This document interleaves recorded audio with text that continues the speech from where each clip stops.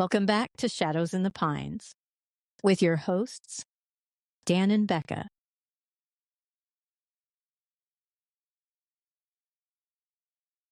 Before we begin, please be advised this episode may contain conversations that are graphic in nature and are intended only for adults. If you are not in the right headspace, we recommend you pause, take a break, recenter, find your happy place, and continue when you're ready. We here at Shadows in the Pines appreciate your support, but your mental health will always be more important than the show. We hope you enjoy this episode, and as always, thank you for listening. And now, here's Becca. In the summer of 1972, a family moved into a neighborhood in Pocatello, Idaho. The father was a furniture store owner, married, 5 kids, devoted member of his church. By every measure, a solid, respectable, community-minded man. His neighbors liked him immediately. Their kids played together. The family started attending the same church services, sharing dinners, going on trips together. Within a few months, he was showing up at the house next door every single morning, coming through the back door without knocking, calling out to wake the children up for school. Time to wake up. It's a great day. The kids loved him. The parents trusted him completely. He became, in every meaningful sense, part of the family. His name was Robert Berchtold, and he had been planning this from the moment he arrived.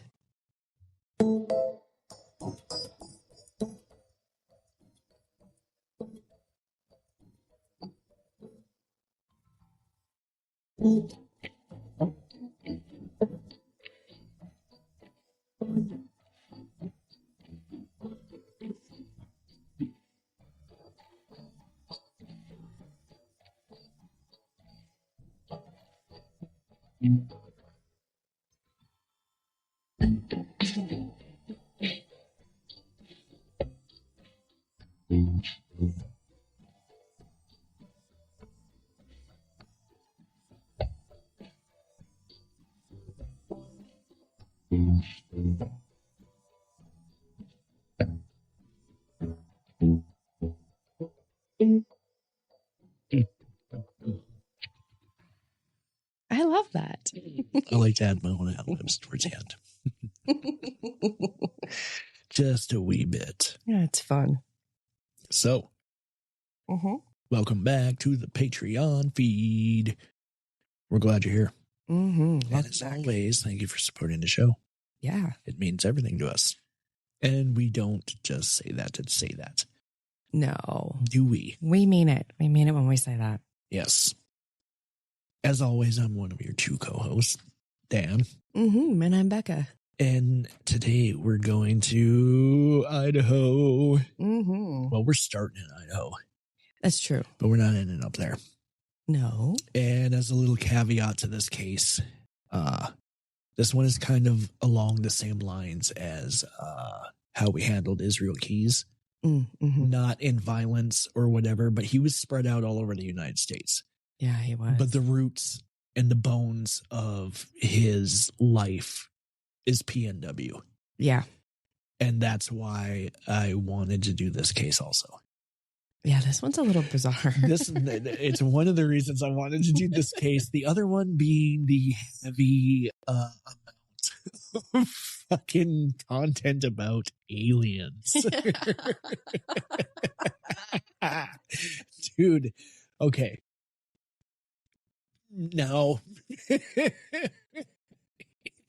before we even fucking attempt this episode, I need to say, now, nothing about a minor child getting molested or sexually abused is funny at all. No, it's not. Nothing about it is funny. You're right.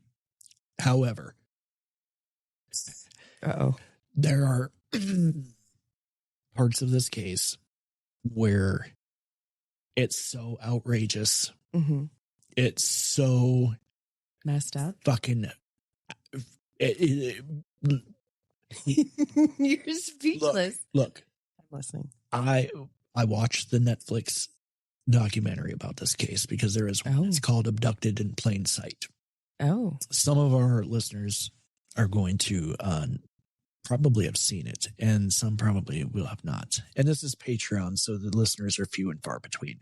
That's true. But if any of you guys have seen it, you'll know. And if you haven't seen it, after you listen to this episode, you should totally go watch it. Oh, maybe I'll do that. Because at several points I had to pause it to giggle and then question my own morals on why it was funny. And I'm not loud. I'd like, listen, nothing about this girl getting molested is funny. No. Like I said. No. But all the other parts of this. Like the circumstances and. It's fucking so batshit bonkers bananas that like I found myself, I'm like, what the fuck? Right? Like, what the fuck? Okay. So that makes sense as it wiped off. Yeah. Bizarre. Another thing I want to say is it was very hard for me to research and watch this documentary and not judge these people. I could understand very, that. very hard. Right. And you'll understand why once we start talking about it, because there are so many fucking red flags that nowadays, and I mean, this was not that long ago, but nowadays, like, we wouldn't dismiss any of this. Police would be notified immediately if any of this shit fucking was going on. Oh, now I'm curious. Without question. I'm curious. I can't wait to hear this one. Now, I say we're not going to judge these people because they are is the Church of Jesus Christ of Latter. It's the Church of Jesus Christ. I don't know. The LDS Church. Yeah. The Latter-day Saints. However you say it.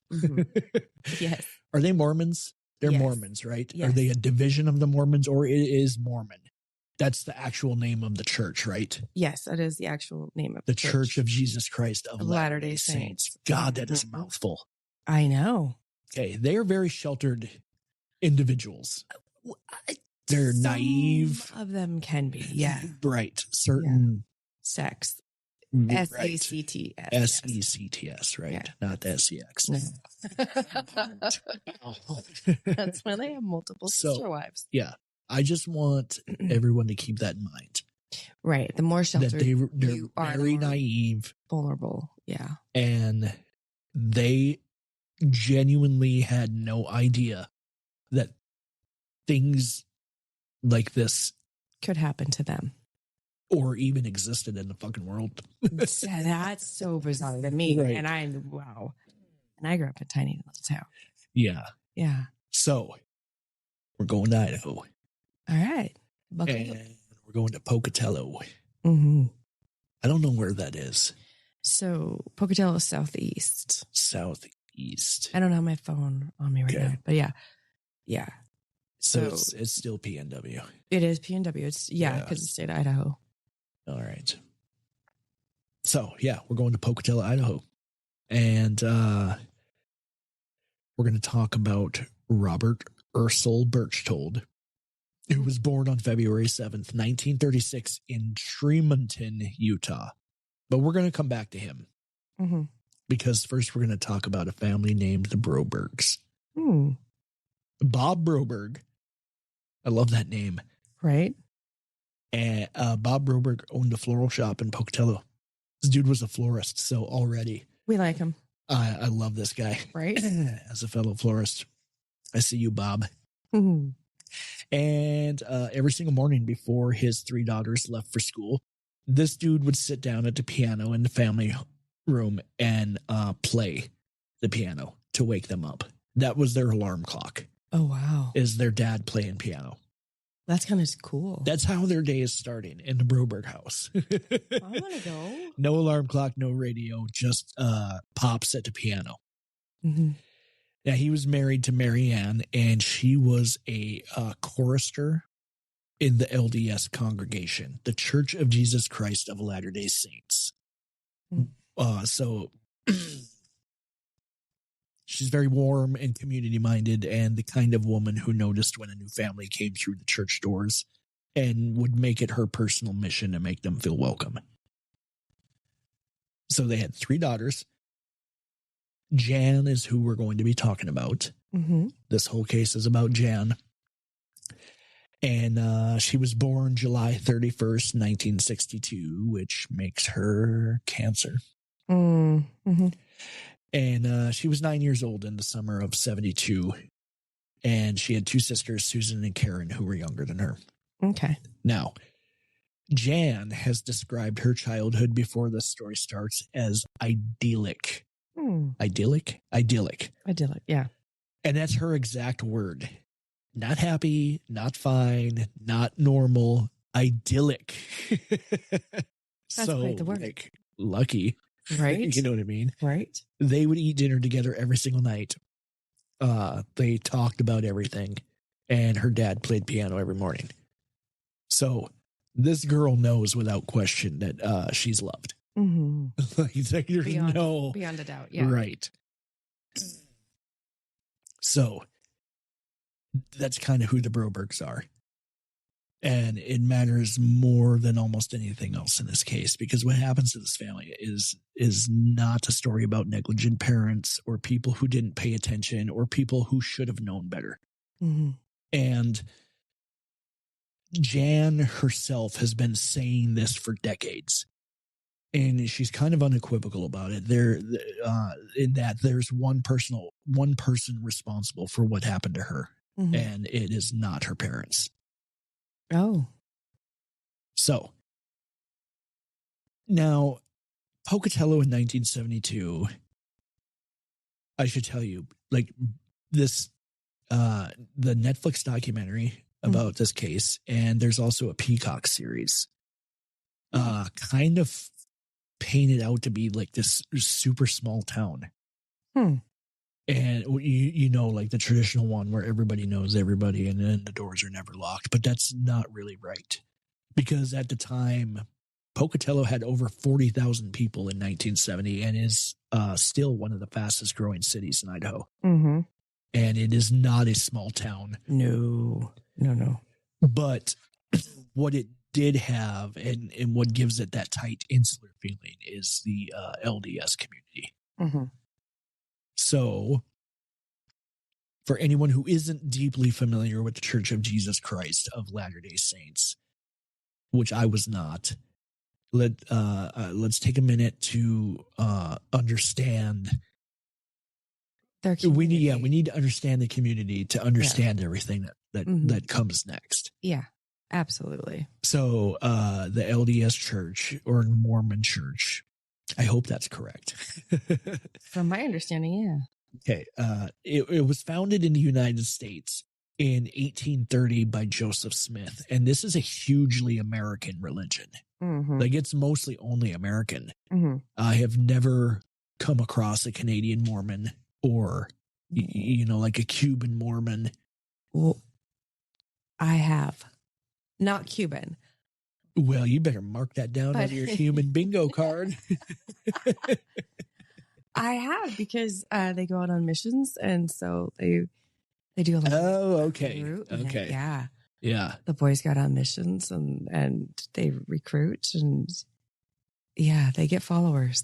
Okay, well, it's weird. It is, but you are correct. It started here in the States, and And no offense to any of our listeners who are Mormons or part of that church, but it's fucking weird. But that's how I feel about all organized religion. So don't take it too personally. That's true. Everybody's, Catholics, fucking weird. Oh, yeah. Presbyterians, fucking weird. Yeah. No, whatever floats your boat and makes you feel better, I'm all for. Mm-hmm. I support your beliefs. I'm just saying, to me, for my personal taste, it's one of the weirder religions, especially all the shit that goes on, like the soaking and the pajamas and you know what the I mean? Special like, underwear. Yeah, their special underwear, their magical underwear. Right.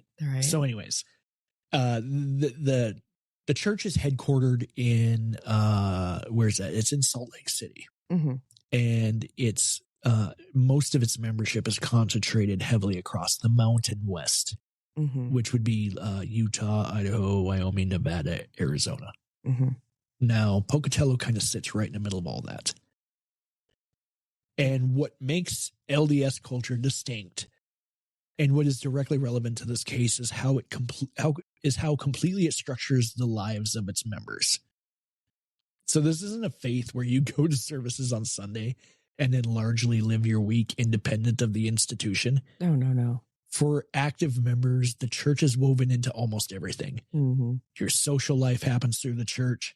Your closest friendships are formed there. Your kids grow up alongside the kids of other members. Mm-hmm. You serve in these things called callings, which are unpaid volunteer positions within the congregation. And those take like real time and real commitment. So yeah, like you're busy in this religion. Like you're out doing some shit. Yeah, you don't have downtime. Yeah. In addition to that, you also tithe, T-I-T-H-E, which means you willingly give money. It's 10% of their income to the church. And when you don't, like I had friends who were in the church growing up, and when you don't, they notice. Like, oh, I'm sure they notice because they want their fucking cut. Yeah, they're like, hey, we noticed you didn't tithe this past day. I don't What's know. Up with that? I feel like the LDS is a little, reminiscent of the IRS. Oh, they avoid the IRS like crazy. Oh, I'm sure. Well, they're a religion, so they're exempt from paying any kind of taxes. So all they're doing is collecting 10% of all their members' incomes. You know what I mean? That's a shitboat fucking. Yeah, but they don't let the women work. Yeah. Yeah. That's what I'm saying. This whole, again, no offense if you're LDS or Mormon. I like. Right. It's not for me. I don't understand it. See, I watched that whole series on Hulu, Escaping Polygamy. Yeah. Oh, I like that one. All right. Sorry. I don't think they do the multiple wives anymore. They're not supposed to. And see, that's one of the things that bugs me most about this religion is how often they decide they can change it. Now, if it's divine and it was a divine encounter, this guy found these plates in his backyard or some shit, and it was he like an angel helped him divine what the plates meant and what was said on them. Okay. So like in the early days, I know that there were no black or non-white members. Correct. And that changed. And then it was okay to have multiple wives. It was okay for them to be under a certain age. And then they changed all that. So like if your religion can change that often, it's not a religion. It's not really divine at all. No. It's just a bunch of dudes making shit up as they go. Yeah, that's the scary part. So, I mean, yeah. I know. We could do a whole episode on this. Sorry, guys, we digress. And we will not. No, I think we've said all we want to say about that. Right, yeah. I don't want to dog on anybody's religion. No. So, I am glad this is on Patreon. Right. Yay. So, all that is to say that one of the values is charity in the most literal sense. And they encourage you to assume the best out of people. And this is one of the parts of their religion I absolutely fucking love. Because I think all religion should be like this. You extend grace. You help the people around you when they're struggling. You don't judge. And in a community built on these kinds of principles, the instinct to distrust someone, especially someone who is a member of your congregation, who has gone through the same ordinance as you have, is not just socially uncomfortable. It cuts against something that you hold really deeply. And that's my whole point, is that they are raised from whenever, and they're indoctrinated to put faith in people and to see the good and to give them the benefit of the doubt no matter what. Yeah, correct. Okay. We have to keep that in mind. Yes. I will do that. The shit I'm going to tell you makes it hard to remember that. All right. Give people the benefit of the doubt. Gotcha. Yeah. And then also, they have this weird concept of worthiness. So in the LDS church, certain privileges, most significantly, access to their temple, are contingent on maintaining what the church calls worthiness. Mm-hmm. So you meet with your bishop regularly. You answer questions about your life, your conduct, your obedience to church standards. And if you're deemed worthy, you receive a temple recommend, which is a small card that grants you access to the temple, where the most sacred ordinances of the faith are performed. Okay? Mm-hmm. Now, a temple marriage or a sealing are the highest expressions of commitment in LDS life. Mm-hmm. So when someone has those things, and when they've served a mission, and when they have been sealed in the temple, they're active and participating and worthy. The community around them reads that as character, as integrity, and as someone who is safe. Mm-hmm. So that presumption of trustworthiness within the LDS community is not naivety in the way some critics frame it. Mm-hmm. Mm-hmm. And you know,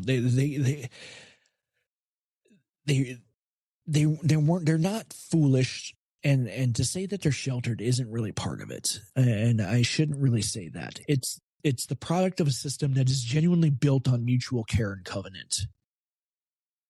So most of the time that system is going to work as it's intended. You know what I mean? Most of the time the person sitting next to you in a sacrament meeting is exactly who they appear to be. Right, exactly. But it also creates a specific and exploitable vulnerability, because when a predator understands how to speak that language, and when they know how to perform worthiness and how to signal character through the markers the community recognizes, you know, how to use the very values of trust and charity and forgiveness as a weapon, the community's instinct to believe the best about them becomes something that works against them.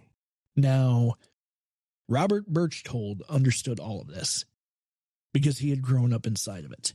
And in the summer of 1972, he moved his family to Pocatello, Idaho, joined the Broberg's congregation, and let Mary Ann Broberg introduce herself to him. He's just evil. Yeah. You know, if he just knew. Yeah, this guy is really a special kind of fucker. Yeah.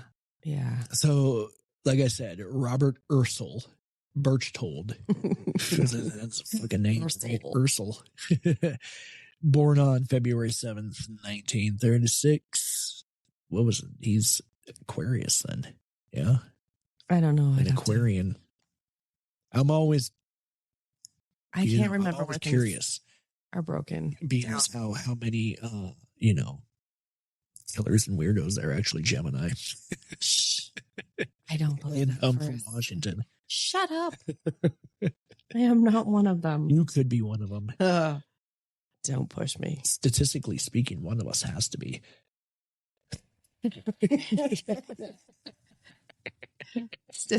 Why?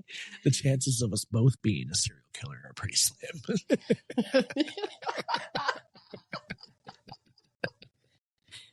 All right. I can devour a bullet.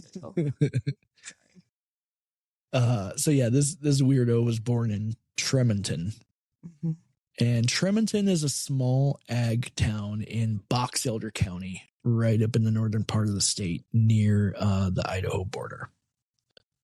So he grew up across the Mountain West with his mother, a stepfather, and several siblings.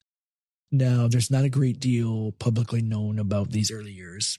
What we do know is what Berchtold himself chose to share about them. And of course, you know, he shares it strategically at moments when it's useful to him.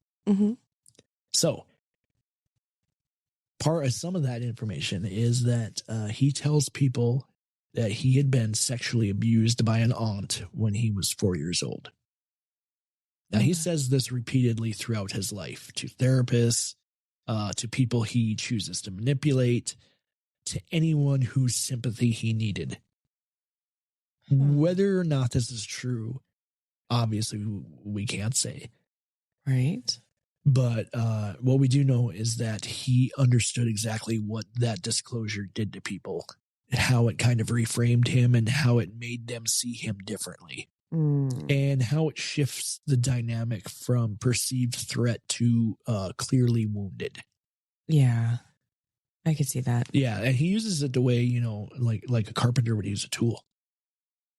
When he needs someone to feel sorry for him, when he needs to explain behavior that might otherwise raise alarm, out comes the story about the aunt.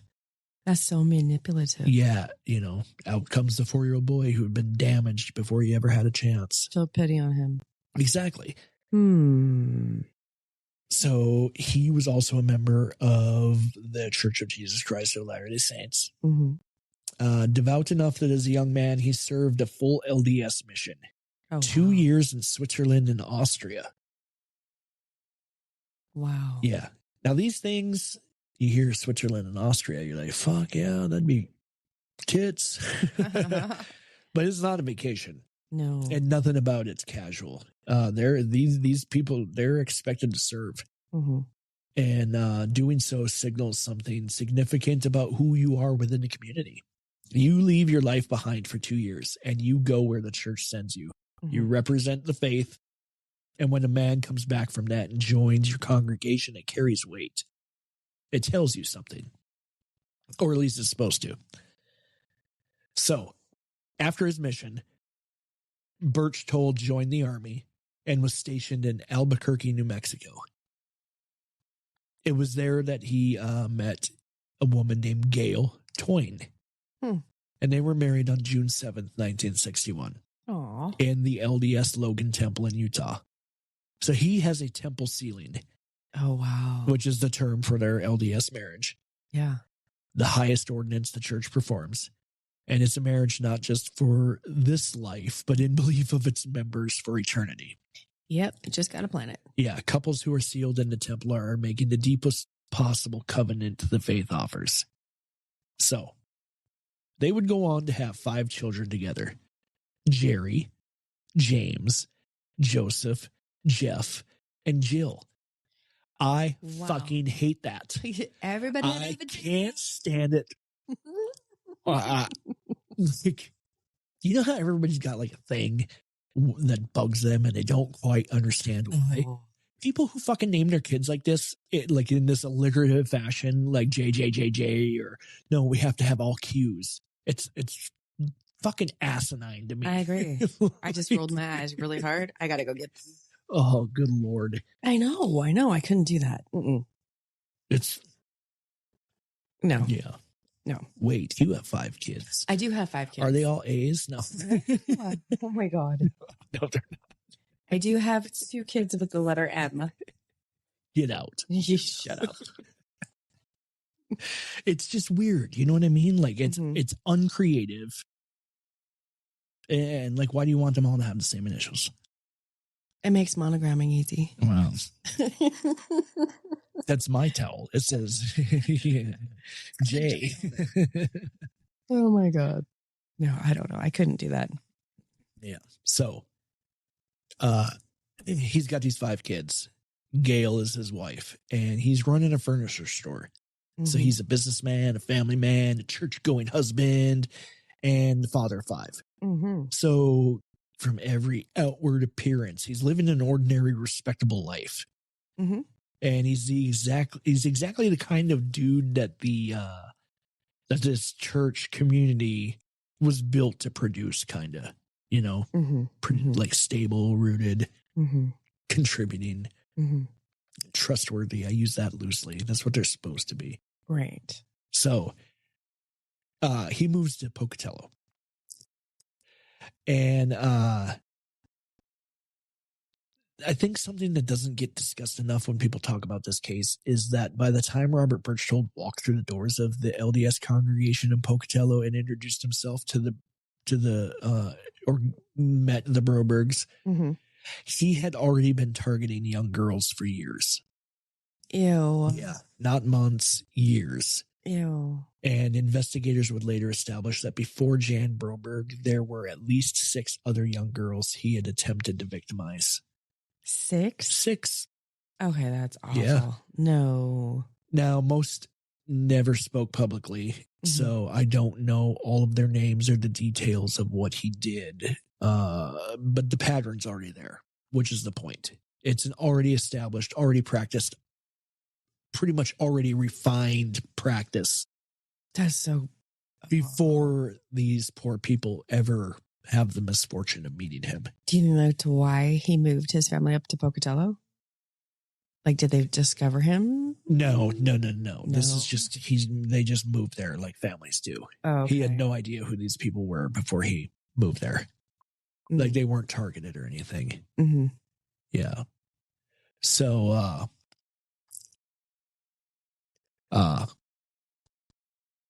so yeah, it's not an issue of that. Okay. I was just curious. And, I lost my train of thought. I'm sorry. You were talking about how he moved. Oh, yeah. So it's an already established pattern of him trying to victimize young girls before he meets these people. Mm. So, yeah. So, well, let's just call him what he is. He's a fucking predator. Yeah, that's for sure. So, he kind of understands in a way that is kind of really chilling when you sit with it, that the safest and most reliable path to a child runs straight through the adults around that child. Oh, that's so true and creepy. And he figured out that if he could make himself indispensable to the parents, if he can make himself loved, trusted, needed, kind of embed himself into their lives, then the parents themselves would become the mechanism through which he accessed the kid. And they would hand her to him. Not because they were bad parents. No. But because they had no idea what was actually happening. Right. And that's his method. And the Broberg family, of course, is not the first family he had practiced it on. Now that's disturbing. Yeah. That's disturbing. Now, when he shows up at this LDS congregation in Pocatello in the summer of 1972, he is not at the beginning of something, of course. He's a man who is very, very good at something he's been doing for a long time. Mm-hmm. And this community he's walking into, with its deep presumption of trustworthiness among members, it's perfectly suited to what he has in mind. So, Marianne Broberg, Bob's wife, being exactly who Marianne Broberg is, spots this new family across the room that first Sunday and walks straight over and introduces herself. Of course. Yes. That's what you do. Yep. And Birchtold walked right through the door she opened inadvertently. And what he did over the next 2 years was methodical in a way that is hard to fully appreciate until you kind of see the whole picture. He didn't simply befriend the Broberg family. He constructed a specific, individually tailored relationship with every fucking person in the household, designed around what each of those people needed and what each of those people responded to. Oh my God. Yeah. That is gross. Yeah, it really is. So Bob Broberg, of course, the florist and piano player, the steady and kind man at the center of this family, gets a friend. You know what I mean? A real one, or what feels like a real one. Easy, uncomplicated male friendship built around a shared experience. They're both business owners, both family men, both members of the same faith. Right. They're able to talk easy and spend time together. It's natural. Right. And then privately during car rides and conversations away from everyone else, Birchtold began to confide in Bob that his marriage wasn't going well, that he and Gail weren't connecting, and that he was struggling with things he didn't know how to talk about. Small seeds, planting them seeds. Right. And of course, Bob doesn't understand yet what they're for. This poor guy just thinks he's found a genuinely good friend. Right. He's just got a sympathetic ear. Right. So Marianne, Bob's wife, gets attention. She's getting phone calls to the house, requests to bring him lunch at work, small, consistent gestures that make her feel seen and valued. More seeds. Right. Now, this dude's married with 5 kids of his own. Yeah. So why he's calling this someone else's wife dude's wife and asking her to bring him lunch Yeah. is number one. That's a huge red flag. The first big red flag I saw. It's like, why are you calling this your friend's wife to have her bring you fucking lunch? Yeah. Why are you not calling your own wife to bring you lunch? Is she sick? You know? Is she unable to? Does she lose a hand? I don't know. Let's find out. So, I mean, we know what he's doing. He's, you know, he's grooming them. Now, the girls, particularly Jan, get like a makeshift second dad. Because he's leaving gifts at the door. They're taking trips to go horseback riding, you know, and more importantly, they're going to outings and a lot of things that have to do with science fiction. Okay. Aliens, especially. UFOs. Things like that. You know. Be huge in the 70s. Yeah. Extraterrestrials. Yeah. Now, so this guy begins showing up at the Broberg house every single morning. He would just come through the back door without knocking, calling out to wake the girls up for school. But he would just walk through the back door and yell, "Time to wake up. It's going to be a great day." Like he fucking lived there. But Dad was playing the piano to wake them up. Why did he do that? Right? They don't need this guy doing anything. No. At all. And why are you not in your own fucking house waking up your own goddamn kids? Yeah. What are you going over to the... That's just fucking red flag number 2. Like, you stay in your own house, wake your own children up. And they gotta be locked. How about you wake your own kids up and tell them it's going to be a great day? You know what I mean? Yeah. So, but... You know, because of the amount, so the Brobergs had 3 kids and the Berchtolds had 5. So there's kind of an overlap, and there's really somebody for everybody. You know what I mean? Yeah. Like everybody had like their counterpart. Yeah. Now, Jan.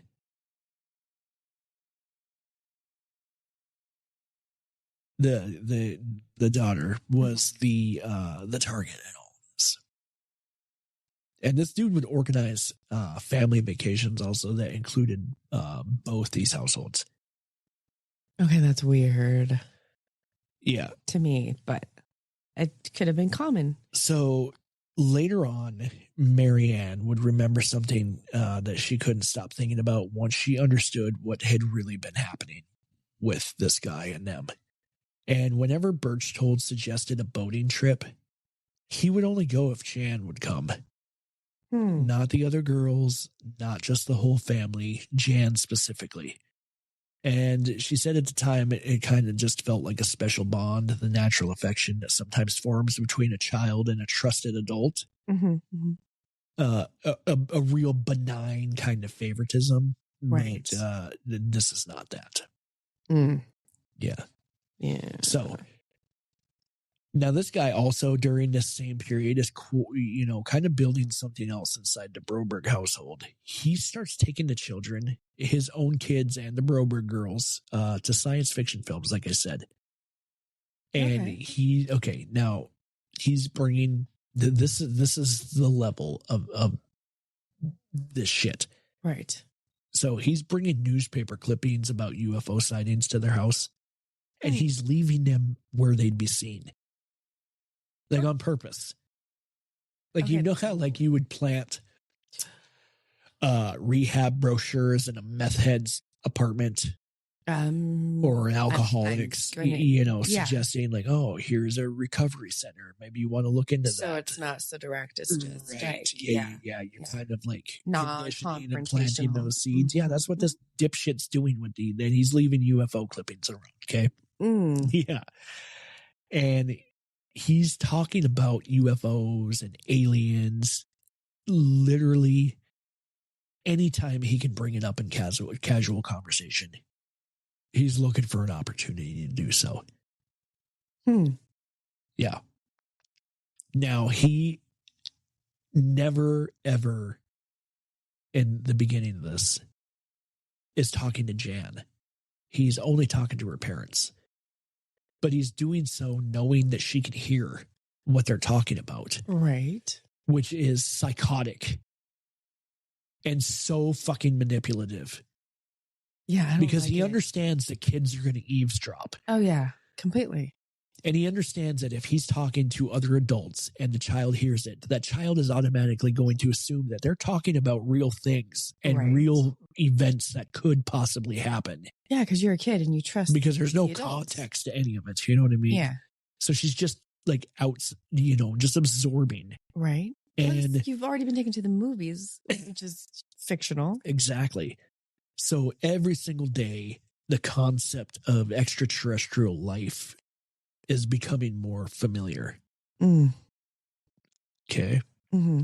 So now, like I said, science fiction was having a real significant cultural moment in the mid 1970s. Yep.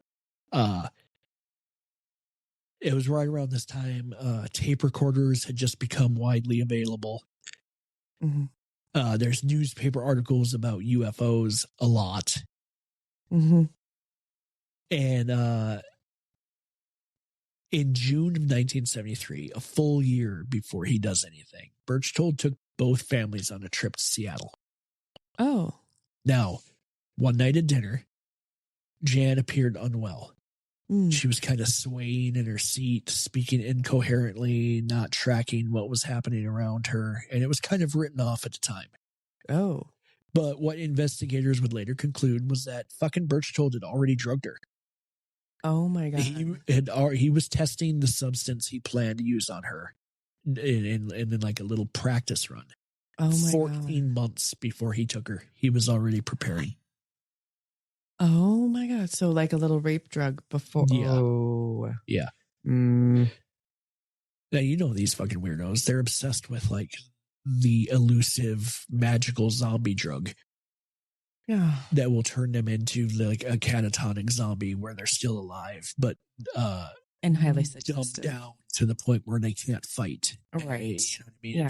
It turns a person like Dauber wanted to do it. Mm-hmm. Mm-hmm. Yeah. So that is my noise of disapproval. Right. Mm-hmm. Now, by the end of 1973, these two families are inseparable. They're having sleepovers, dinners. There's constant contact. Mm-hmm. And Berchtold has a key, not just literally, but effectively to every door in the Broberg house. Oh. Yeah. Now, underneath all this warm and, bullshit, mm-hmm. He has already quietly compromised both of Jan's parents in ways they have not told each other about. Oh. Yeah. In ways he has engineered specifically so that when the time comes, he will have what he needs to control both of them. Oh my God. Yeah. Now, January 1974 comes along and something happens that should have ended his access to the Broberg family entirely. Like, here comes another fucking red flag. Mm-hmm. And this should have been it. Mm-hmm. The High Council of their LDS congregation formally rebuked Robert Berchtold for an inappropriate relationship with a young girl. Now, this wasn't Jan. This is somebody else. And the word rebuke might not mean much to people unfamiliar with how the LDS church discipline works. So it's worth being specific because, yeah, the gap between what that word implies and what it actually meant in practice is a significant part of the story, kind of. Yeah. So the LDS disciplinary system has 4 possible outcomes when a member is called before a council. Okay. No action, formal probation, disfellowshipment, which is where the member retains their membership but loses most of their privileges. Like they can attend services but can't pray, teach, or take the sacrament or enter the temple. Oh, okay. Or excommunication, where membership is fully revoked. Mm-hmm, mm-hmm. Now, a formal rebuke kind of sits at the absolute mildest end of that spectrum. Seriously. Yeah, it means Berchtold was called into a room with the stake's senior leaders, like the High Council, and he was told that his behavior was unacceptable and then sent home. He was able to keep his membership, keep attending the church, and keep coming to the Broberg house every morning. Whoa. Yeah. Now, weirdly, these fucking proceedings are confidential. So the community didn't know? No, there's no announcement made to the congregation, no warning to any of the families, especially the Brobergs. And the people whose children sat next to him every Sunday were told nothing. Oh my God. Yeah. So, sex offender, just roam free. Yeah. So the church knows Robert Berchtold had done something inappropriate with a young girl in their congregation.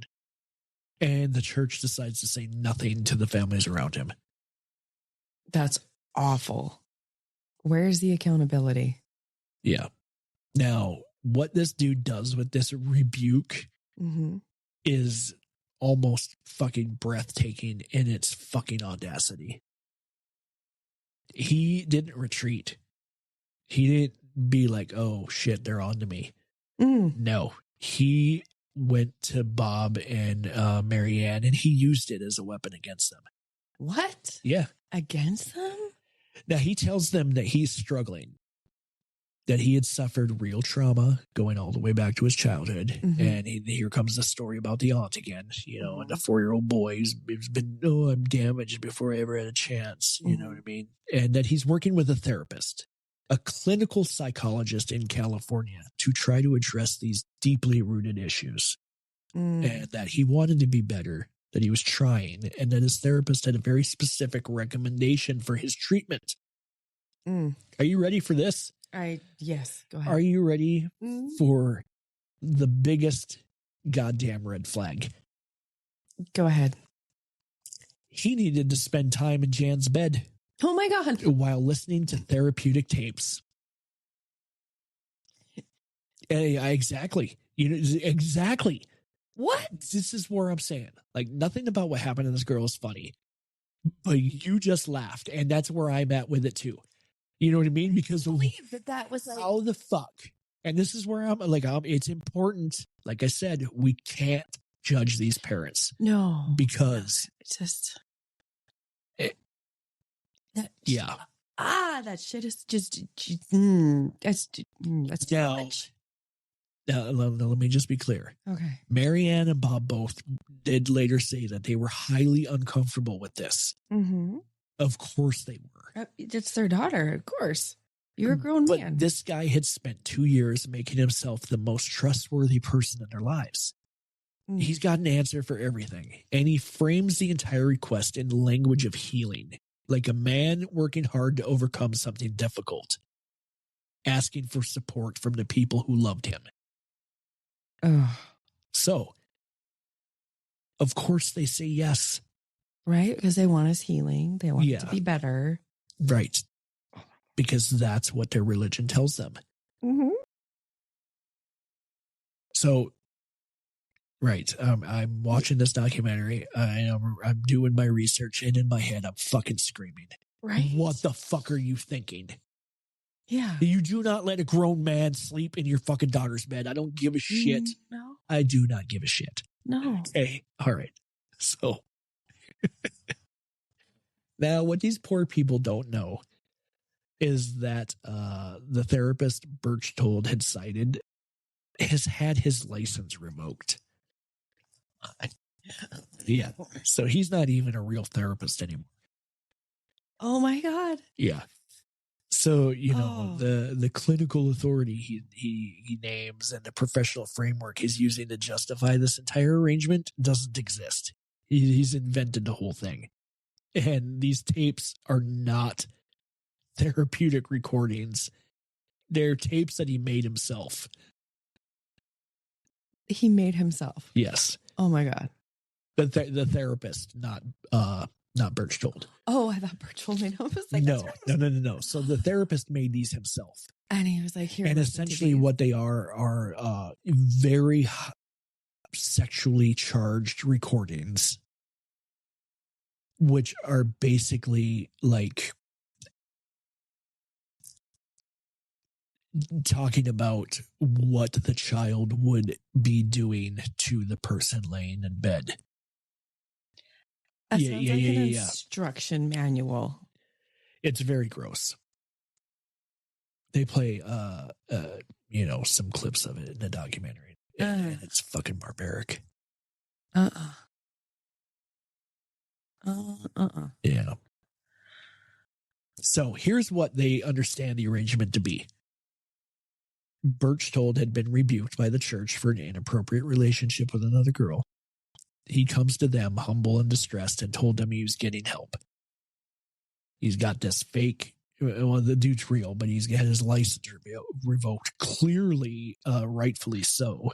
Mm-hmm. Oh my God. And, so he's framing it as healing and recovery. And so the arrangement they came to was this. Berchtold would come to the house in the evenings. Jan would be in her bed. He would lay on top of the covers beside her, not under them, on top, the way a parent might sit on a child's bed to like read them a story. Mm-hmm. And he would listen to his tapes. Jan would fall asleep and he would leave. That's what Bob and Marianne thought was happening. Because that's probably how it was presented to them. Yeah. Uh-huh. Yeah. I'm worried about what I might hear next. Yeah. So he's laying on top of the covers of a 12-year-old girl's bed 4 nights a week for 6 months, listening to recordings of, fixations on children. Mm. Now, Jan has said in her own words in a direct interview that Berchtold sexually abused her in her home while her parents were asleep down the hall. Oh my God. Now, she's been very careful and kind of measured in her public statements about the specifics of what happened during that period. Mm-hmm. Because she has said repeatedly that talking explicitly about the abuse has always been hard for her. But she has been clear that it happened and it was in her home before the first abduction. So we can rightfully assume that he was doing something at this point. Oh, that poor girl. Yeah. So, when people hear about this case and they ask, well, when did the abuse start? The answer is not Mexico, because that's where this is headed.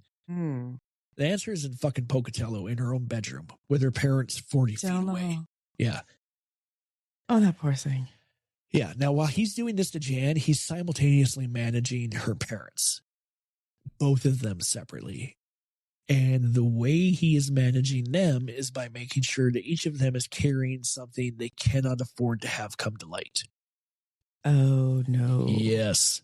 Now, with Marianne, it had started on a church retreat in Logan, Utah. Now, the flirtation has been building for 2 years, kind of, because that's how long they've known each other. Kind of culminating in physical intimacy. Not like a full affair, which is definitely going to come later, but just enough. And Berchtold had a secret that Marianne would do almost anything to protect now.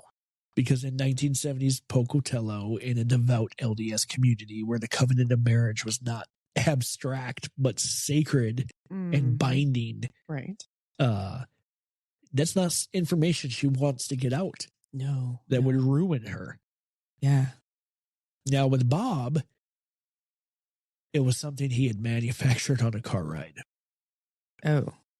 Now, you remember I was telling you that he was talking about how his marriage wasn't good and all this, right? Mm-hmm. Now,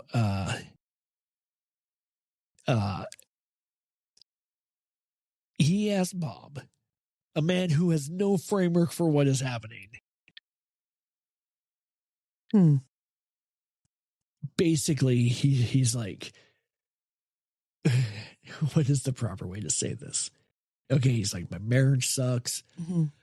we haven't had sex in 2 years. I'm all backed up. I need a release, and they kind of start laughing. But basically, this Birchtold dude cons Bob and makes him feel so bad about what he's going through that this other dude, this florist piano player, decides, well, I got to help him out, and reaches over and jerks him off. Oh my God.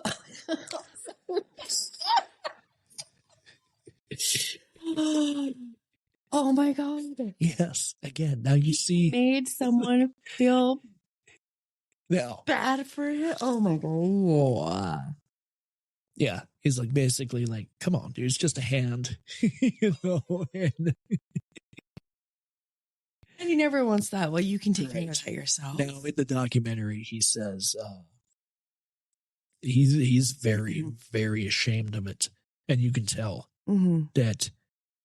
And the worst part of this whole thing for me is knowing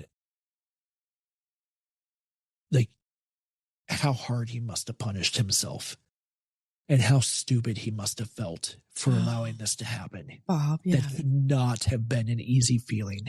I probably went down a real dark And hole. it's hard to watch this documentary and look at him talk about it. It's got to be the darkest day of his life. Yeah. It's got to be. So now he's got something on both of them. Ah, stupid Birchtold. And so, I mean, that makes me angry. Yeah. So by the fall of 74, both these people are compromised. Yeah. And they haven't told each other. No, it's embarrassing. Right. And they're both protecting secrets that Birchtold now controls. So this is what grooming actually looks like when it's done by someone who is genuinely like an expert at it. An evil It's not a one yeah. dramatic moment. It's a whole fucking system. Yeah. Every single piece placed deliberately over a period of time. He is managing every person in the household. And every exit route is closed before anyone realizes that there was ever a door. Oh my God. 4 nights a week. 4 nights a week for 6 months. He's in this girl's bed. And then October arrives. So on the morning of October 17th, 1974, Birchtold asks Marianne if he can take Jan horseback riding near American Falls. Marianne, of course, says yes. Of course she says yes. He's B. That's what they called him, B. Oh. And he's family. Right? Like it's no big deal. Yeah, he's taken a girl's riding before. And before they leave, Birchtold offers Jan what he tells her are allergy pills. Oh, no. And she takes them. And then loses consciousness in the car. Oh, my God. And when she opens her eyes, she's in the back of a motorhome. Her wrists and ankles are strapped to the bed. And there is a small recording device next to her that is already playing. Ew. That doesn't sound good. No. No. Are you ready for this shit? Yes, I'm ready. I'd like, oh my goodness gracious. I'm bracing myself. So here we go. There is a recording playing with 2 voices who identify themselves as Zeta and Zethra. And what they tell this 12-year-old girl strapped to a bed in the back of a shitty fucking motorhome somewhere in the middle of Idaho is this. She is not entirely human. She has been watched since the day she was born. She has been chosen. She has a mission, one of cosmic importance, one that cannot be refused. And that mission requires her to conceive a child with a specific male companion before her 16th birthday. If she fails, her sister Susan will be taken in her place. In addition to that, her sister Karen will go blind. Her father will be killed. And her family will be destroyed. Now, this recording just keeps playing over and over again. Oh my God. Jan is frightened and disoriented, manages to free herself from the restraints, and gets up from the bed and walks to the front of the motorhome. And that's where she finds Berchtold. Oh, and he's bloody, appears to be in distress, and he tells her that the two of them have been abducted, that the aliens took them both, and that he is just as confused and frightened as she is. Bullshit. And that they are in this together. Yeah. Now, Jan later said that when people ask her how the brainwashing worked, how any of it was believable, she tells them it took 10 seconds. Not because she was naive or gullible or too young to know better, but because by the time that recording played, everything it needed to land had already been put in place. Oh, yeah. You remember, like 2 years of science fiction, UFO clippings, conversations, a faith that told her young women could be chosen for a sacred mission. You know what I mean? Yeah. So the brainwashing didn't begin in the motorhome. Everything in that motorhome was the payoff of something that he'd been building since she was fucking 9 years old. Yeah. So of course she believes it completely, like instantly. Why wouldn't she? Right? You don't know any different. Right. So, and once she believes it, everything Berchtold did to her became, in her mind, part of the mission. Like like I said, chosen. You were chosen. You're a bigger part of this. Yeah. So he sexually assaulted her, because that's what it is, repeatedly, as he drove south toward the Mexican border. So this motorhome, which he also, carefully prepared, contained books about reproduction, framed within the context of the mission, and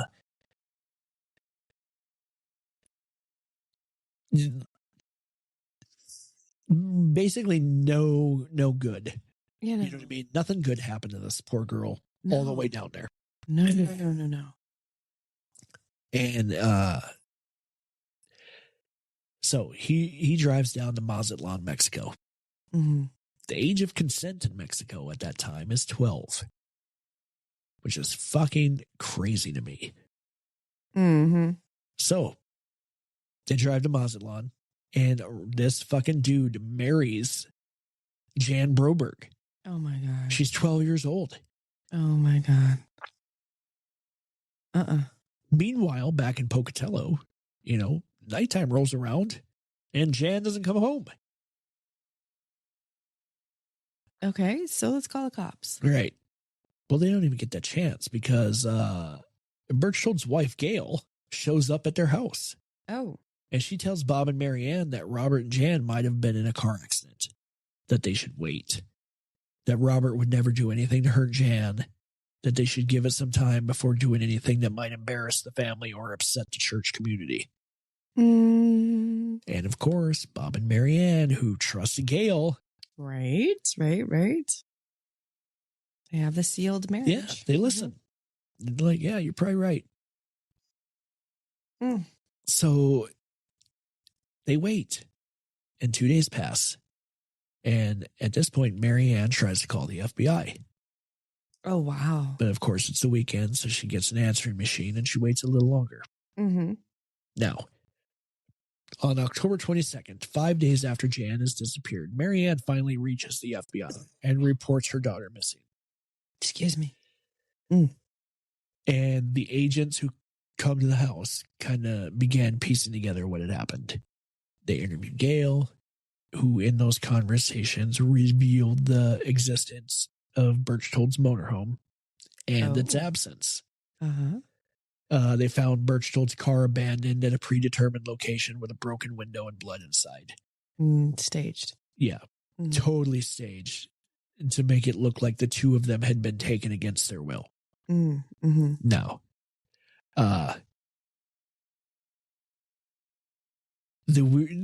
okay. So,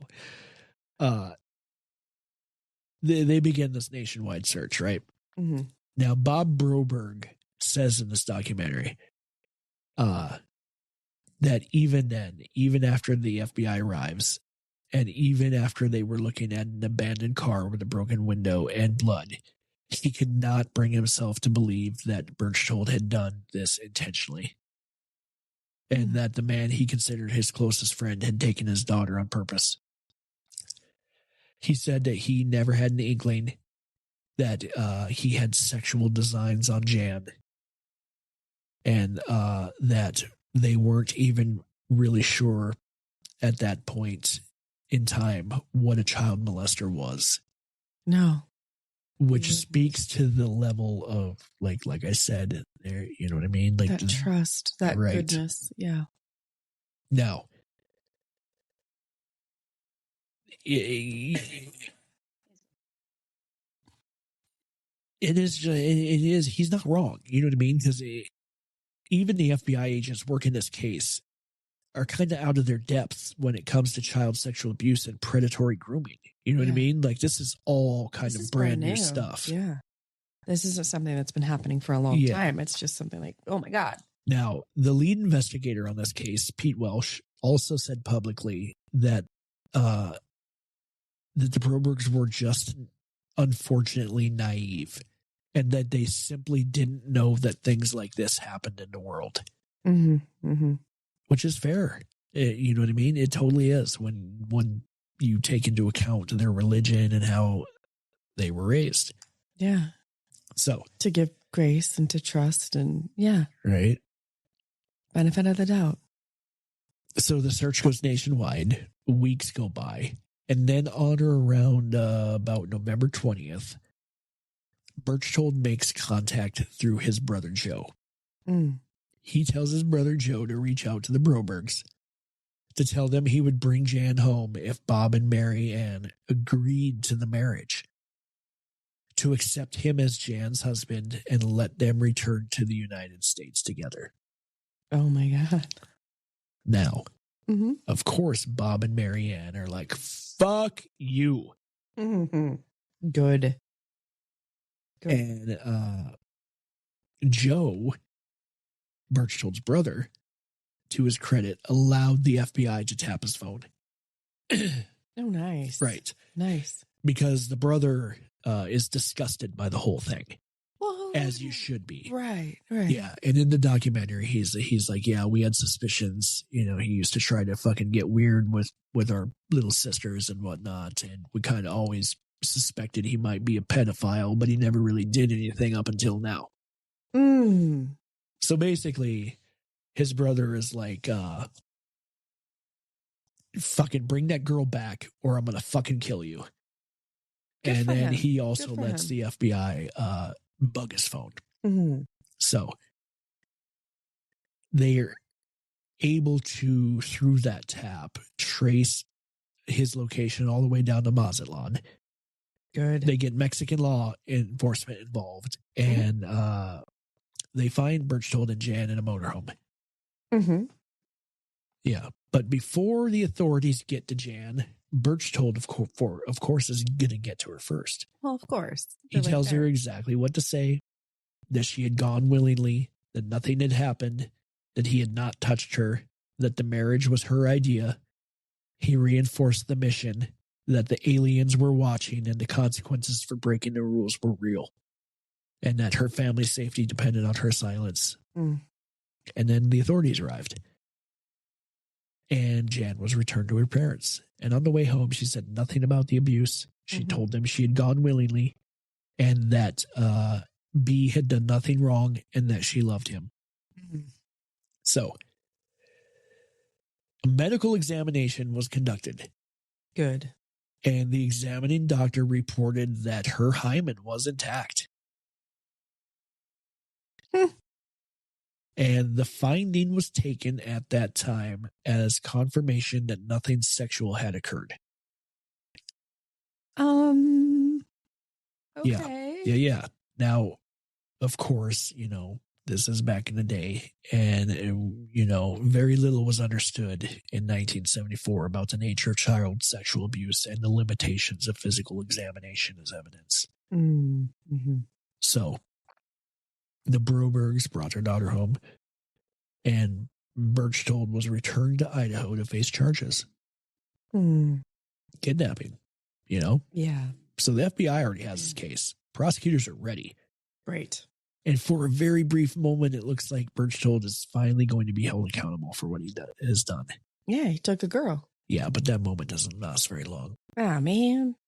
So they build this entire kidnapping case. They got what they need. You know, he's facing serious federal charges and a very real possibility of significant prison time. Well, yeah, you left the country. Right? And then on Christmas Eve, 1974, Gail Berchtold knocks on the Broberg home.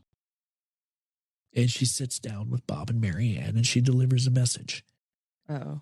If they choose to press charges against her husband, if they fully cooperate with the FBI and they push for the maximum accountability the law allows, she would tell people what Bob had done with Robert in the car.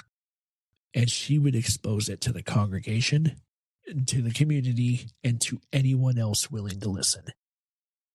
What a now, bitch. Yes. This is coming from the fucking wife. Yeah. Yeah. So you gotta wonder how complicit she is in all of this. All of this. Like, you know what I mean? Yeah. Ooh.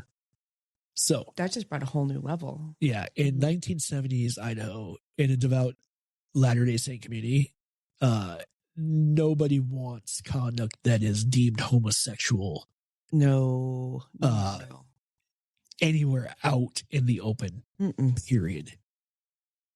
So Bob and Mary Ann sign affidavits stating that they believe Berchtold probably thought he had their permission to take Jan to Mexico. Oh my God. That the kidnapping had been a misunderstanding. A misunderstanding? Yep. We said, sure, you guys can go for a horse ride, but somehow you needed to get into Mexico for that horse ride. Yeah. The prosecutors were fucking pissed. Rightfully so, too. Because one of the most solid kidnapping cases they had was being gutted by the family of the victim. And the affidavits that they signed didn't just weaken the case, they literally fucking destroyed it. And but here's something that doesn't really get mentioned. And 4 days after signing those affidavits, Bob and Mary Ann retracted them. Oh. And they came back and said that they had made a mistake and that they wanted to take it back and that they wanted to press forward. But it was too late because the legal damage was already done. The retraction didn't restore the case. And the judge, looking at what remained, sentenced Berchtold to 5 years probation and 5 years in prison, and then suspended all but 45 days of the sentence. So nothing. Just a slap on the wrist. Yeah. Not even a real slap. So, yeah, I mean, he would get 45 days in jail. So he goes to report to service 45 days. But, of course, he receives credit for the time he had already spent custody in Mexico waiting to come back to Idaho. So he walked out after 10 days. Jesus. 10 fucking days for drugging a 12-year-old girl, strapping her to a bed, convincing her that aliens are real, and then raping her repeatedly on a drive to Mexico where you married her. Yeah. And how could that even be recognized in the States? Right. Okay. Sorry. So the FBI agents who worked this case have spoken about it. You know, and then like they can't even like contain their disbelief about the fact that it happened. Right? Because it looks like it's all right there. Everything's falling into place, and then people get embarrassed about their behavior and it goes out the window. Yeah. So at this point, Robert Berchtold moves out of Idaho and back to Utah, where he takes a job in his brother's car dealership. Convenient. And kind of starts to try to begin rebuilding his life.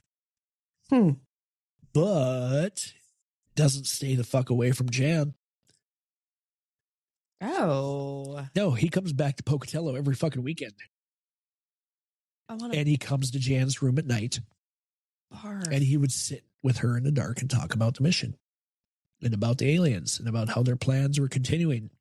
How they were making preparations. How she needed to keep following the rules. Oh my God. Yeah. So he's still trying to get her pregnant. Yep. Because she needed to get pregnant before she turned 16. So she begins receiving love letters from him. And she would write back. And she later said that she responded partly out of the compulsion the mission had created in her, and partly because she genuinely believed in the way that only a thoroughly brainwashed child can, that she loved him, that they were meant to be together, and that what they had was real. Oh, with all the grooming. I don't doubt it. Mm-hmm. So at some point, that breaks my heart. She tells her mother she wants to marry Berchtold. She tells Marianne that she wants to have his kids. Yeah.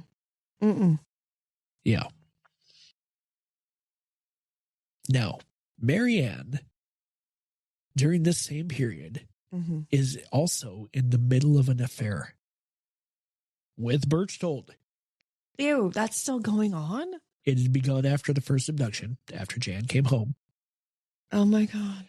After the charges were filed, after everything, and lasted about 8 months. Yeah. So he's still coming into the house. Yeah. Still hitting it up with Jan. Now, you got to ask yourself, like, why, after everything that this dude has done to your daughter, would you still be receptive? Are you entertaining that at all? Yeah. You know what I mean? Yeah. And the answer to that, as uncomfortable as it is that he'd been grooming Marianne also for 3 fucking years. He had cultivated her emotional dependency on him with the same deliberate patience he had applied to everyone else in that family. You know, she's not immune to it. Nobody in that house is immune to it. No. So, but it, you know, it goes on for about 8 months, and then the affair eventually ends. But the damage it does to the Broberg family does not. No. Because Bob discovers what had been happening, and in March of 1976, he files for divorce. And he takes the 3 girls out of the family home and moves out. Good. And Marianne, like I said, eventually ends the affair and works to reconcile with her husband. And eventually they do get back together and then stay together for the rest of their lives. Oh, wow. Yeah. That probably took a lot of good therapy. Yeah. And of course, you know, a lot of time. And Berchtold, watching all of this from Utah, sees another opportunity. Now, he is moving to Jackson Hole, Wyoming. And at this point, he has purchased a family fun center, which is like this little amusement business. Yeah. And he's kept in contact with Jan this whole time. I have a look of disapproval on my face. Yeah. So she's pushing her parents to let her work at the fun center for the summer. They're like, fuck no. And, but the pressure she applies is relentless. And she starts kind of, you know, becoming a little bit of an unruly child. Oh. Yeah. Now, eventually, Marianne, without telling Bob anything, puts Jan on a plane to Wyoming and lets her go down there alone. What? Yeah. And Jan spends 2 weeks with Berchtold in his trailer in Wyoming before coming home. Oh. And a week after she returned to Pocatello, on the night of August 10th, she disappears again. Now, her parents find a note in her room. And it reads, "Dear Bob and Marianne, you won't let me do what's right, so I'll do what's wrong. I am leaving without B, and I do not plan on coming back until you accept me as me. I cannot accept your religion or your screwed up morals. I just want to be me and have B. Please, before all of us are destroyed, let me go." So she climbs out her bedroom window, and where she meets Berchtold, who gives her more pills, and then drives to California. Dear God. Yeah. Wow. Now, yeah, he, of course, has a plan. Mm-hmm. He has made contact with an all-girls Catholic school called Flint Ridge Sacred Heart. And he tells this administration a story that's so specific and so detailed and so completely constructed that when the nuns who ran the school hear it, they have no reason to question it. Oh, my God. Yeah. He was a CIA agent, he told them. And the girl with him was his daughter. Do you see what I mean by it's hard not to laugh at some of this shit? Right? Like that whole, I'm a CIA agent. Yeah. Wow. And you're talking to nuns. Yeah. At an all-girls Catholic school. Oh, my God. I can just visualize this in my head. Oh, my God. Oh. Oh, God. So he tells him, yeah, I'm with the CIA. This is my daughter. Her mother died in the Lebanon crisis, which was a huge thing during that time. Mm-hmm. And that they were essentially refugees from an active conflict zone, living under assumed identities for their own safety.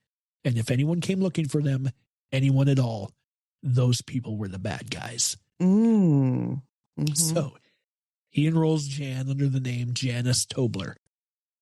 And Jan, 14 years old now, still completely inside this alien mission. Still believing that, rules required her silence and her compliance, goes along with it. Well, of course. She later said that playing the role of Berchtold's daughter was actually the easier part of the cover. She knew what it felt like to have a loving father. She had one. She could play that part. The harder part was pretending to be Catholic when she had grown up LDS and didn't know the rosary. Yeah, no, you won't know that at all. Right? You'll be like, who the fuck is Mary? Yeah. Now, something else Janice said about those weeks at Flint Ridge Sacred Heart, and this is one of those details that the case that kind of tends to catch people off guard, was that she loved it there. She remembered it as a positive experience. The nuns were kind. She was eager to be a good student, and she felt in some strange way safe, even though she was there under a false name.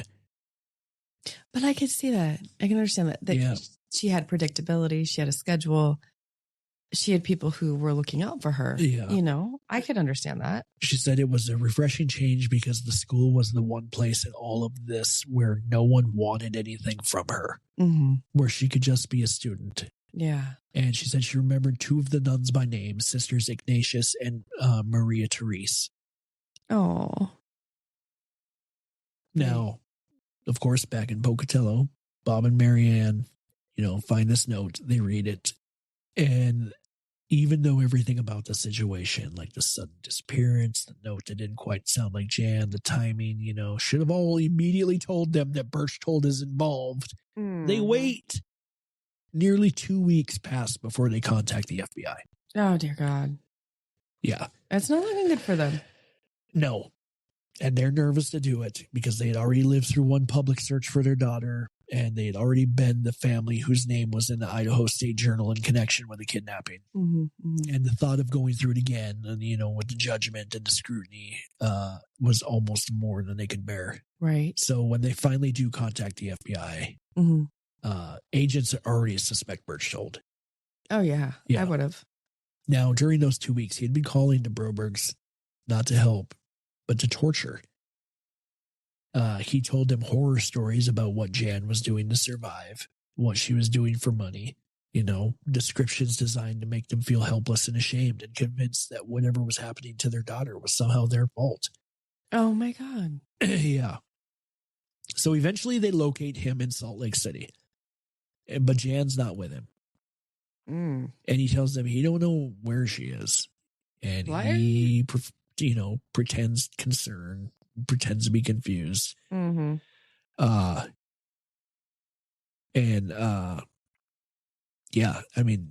look everywhere. And they eventually find her at the school.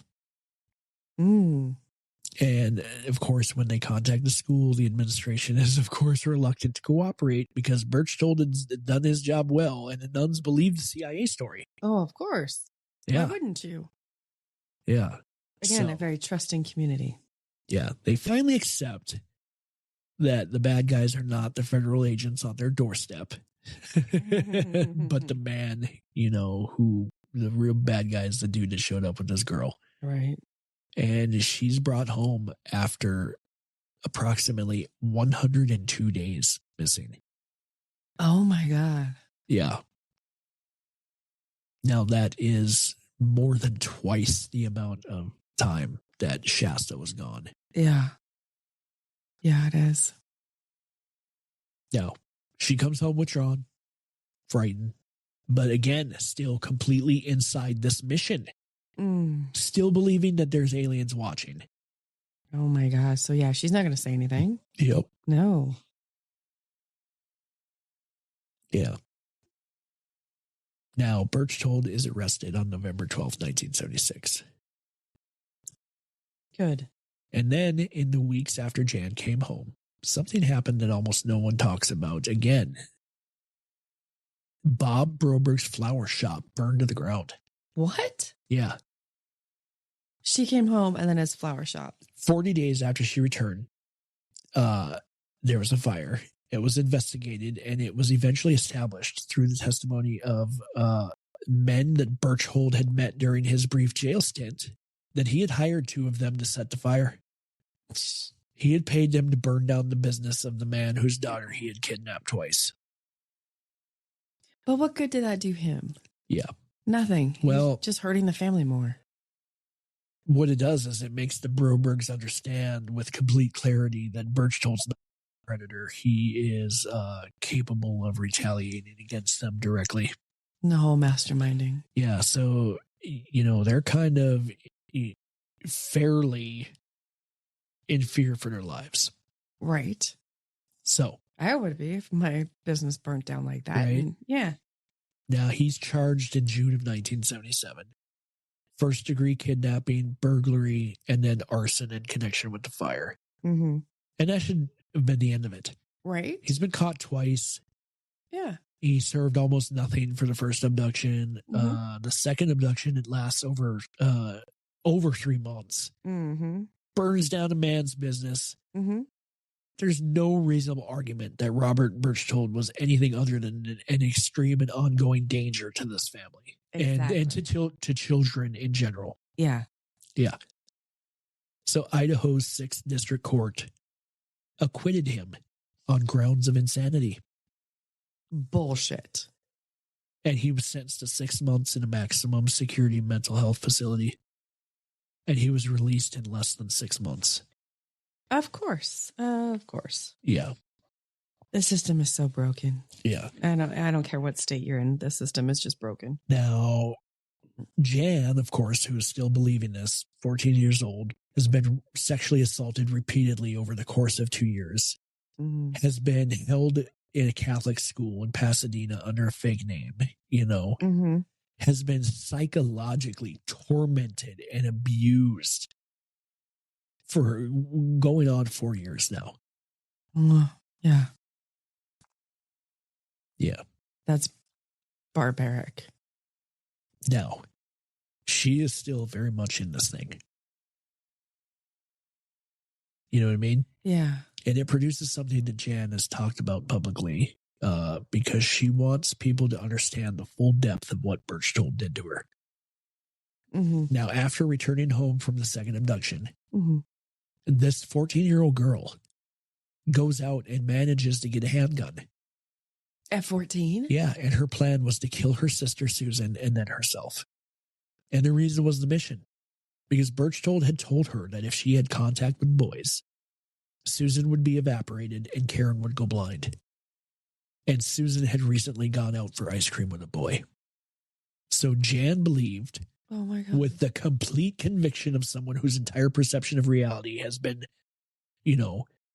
programmed by years of deliberate psychological manipulation, that her sister is now in danger because she went and had ice cream. Jesus Christ. And that the only way to save her from the consequences was to end both of their lives before the aliens could do it for them. That is so messed up. But I get it when you're so indoctrinated with something, and then that's your faith. That's what you believe. You're going to do it. Yeah. You're not going to question because you're a good soldier. Now, she couldn't go through with it. which is thank God. Right, thank God. And the mission continues to feel real to Jan until she turns 16, which is the deadline Berchtold had given her. The child had to be conceived before her 16th birthday. That's right. Now, of course, as that day approaches, she becomes increasingly terrified of what's going to happen because she has failed this mission. But nothing happens. Of course. Right. No one is evaporated. No. No one goes blind. Nope. No one's killed. Nope. And the world continues exactly as it had before. Now, she was at a theater camp that summer when she turned 16. And she was around boys. And she was living a life that the mission told her was forbidden. And none of the threatened consequences materialized. She called home, panicked to check on her parents, sure that something terrible must have happened. Right. But they were fine. And it was that moment that the first crack appeared in the wall that Berchtold kind of constructed around this poor girl's mind. Yeah. So she starts pulling at the threads. If the consequences weren't real, if none of the things she had been told would happen had happened, then what else wasn't real? The aliens, the mission, the male companion, the dying planet, the tapes, all of it. It took a lot of time. No doubt. I mean, you're starting at 9 getting brainwashed. Yeah. And now you're 16. That's 13 years. But slowly, around 2 years after she came home from the Flint Ridge Sacred Heart, she finally started to begin to understand, what had actually been done to her. Yeah. So, for roughly 25 years after the second abduction, Robert Berchtold was largely absent from the Broberg family's lives. Finally, you know what I mean? Yeah. He did resurface once in 1986, not in connection with Jan, but in a Salt Lake City, Utah, where he pled guilty to one count of rape of a child. And the victim was a girl named Heidi Brewer, and Berchtold had targeted her beginning when she was 10 years old. And he used the exact same method. Befriended her adopted mother first, built trust, and went on abusing this poor girl for 7 years. Oh, my God. And Heidi did not speak publicly about what had happened to her until decades later when she appears in the Peacock documentary alongside Jan Broberg. Well, yeah, it's embarrassing. Yeah. Oh, my God, those poor girls. Yeah. Well, women now, but good Lord. So Berchtold does get caught for that too, and serves 1 year in prison for what he did to Heidi. 1 fucking year.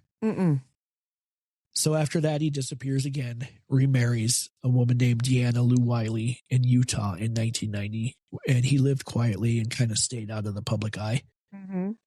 And Jan got on with the work of rebuilding a life, which of course has been fundamentally altered, before she's even old enough to understand what's happening to her. Oh, yeah. So she goes to Brigham Young University, BYU, and graduates summa cum laude in cinematic arts and theater. Ooh, and awesome. becomes an actress, appearing in quite a few things, actually. Nice. Yeah. So in October of 2003, her and her mother published a book, which is called Stolen Innocence, the Jan Broberg story. Mary Ann wrote it, and Jan appeared at events to support it. And it was the first time the family had publicly and comprehensively told this story about the grooming, the abductions, this alien mission, why they decided not to press charges after the first time, and all this stuff, right? That took a lot. Yeah. Good for them.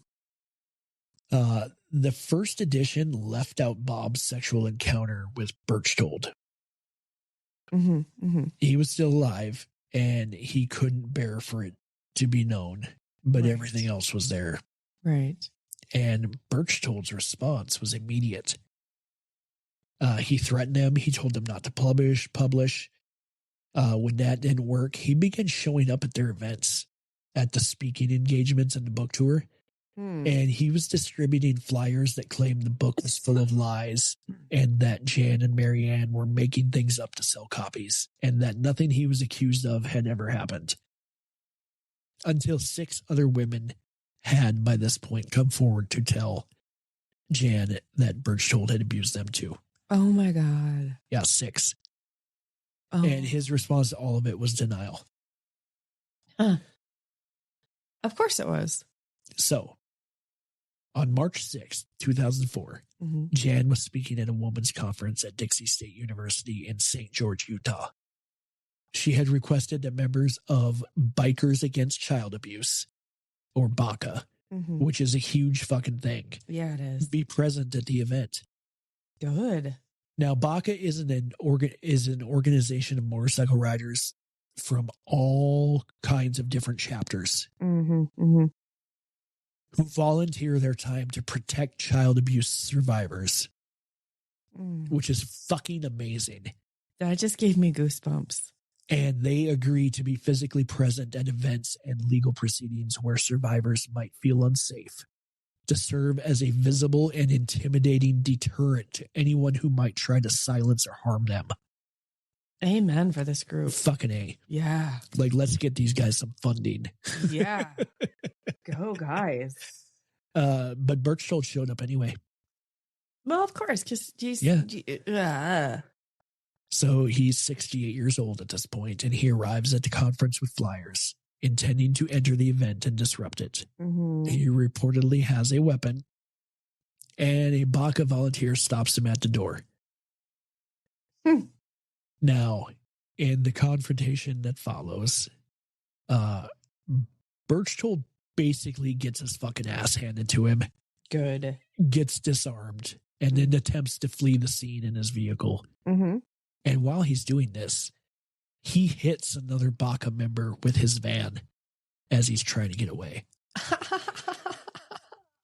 Now, I will say this. He's arrested immediately, and he's damn lucky that the cops get him before these bikers can. Yeah, I was going to say. Now,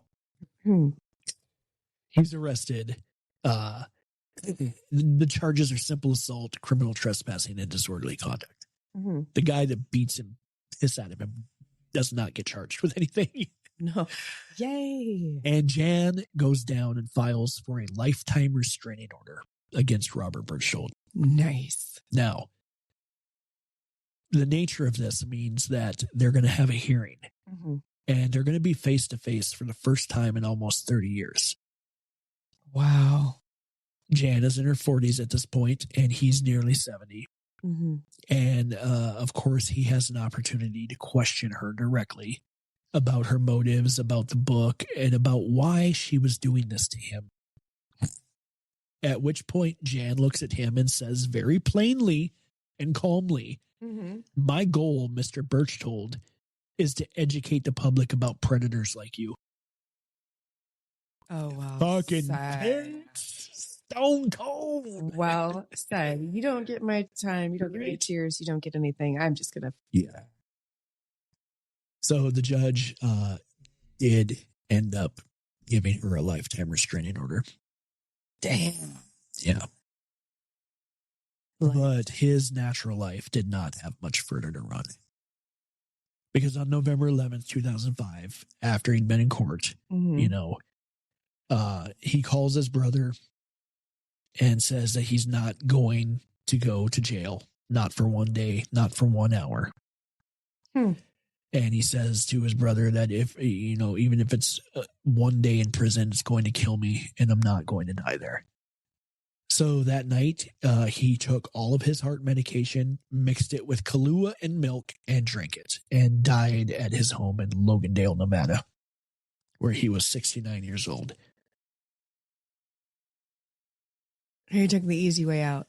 Yeah. Fuck him. Right. Here's a person that I would have loved to have seen on your island and to have been abused to the same way that he abused all those other women. Right. Yeah. So that's the case of Jan Broberg. Jan, I'm proud of you. Yeah. It's a little bit different because it's about the slow, patient, deliberate construction of a trap, you know? Yeah. But, yeah, fuck, we had to talk about this case. Yeah. This was a good one. Yeah. That's a totally good one. You know what I mean? Because it has such a positive ending. I like that. Yeah. I do. I really do like that. Because she is still alive. Mm-hmm. Thank God nobody dies in this one. You know what I mean? No children die. Yeah, It's a shame that she was sexually abused. Yeah. She's doing very well now. Yes. Yes. And, yeah, this crazy motherfucker's no longer part of the planet. Amen. So we get all that good. Yeah. And plus, I mean, you know, aliens. Just still fucking so crazy. Right? Right. Man, this episode went long too. Hour and 40 minutes we're at right now. Oh, wow. So we should probably wrap it up. You guys are probably sick of listening to us. And we will say adieu until next time. Yeah. Thanks for being here. Enjoy what you just heard? Be sure to like, follow, subscribe, and share. Sharing helps our podcast grow and helps us reach more listeners who enjoy true crime. As always, we appreciate your support and thank you for listening.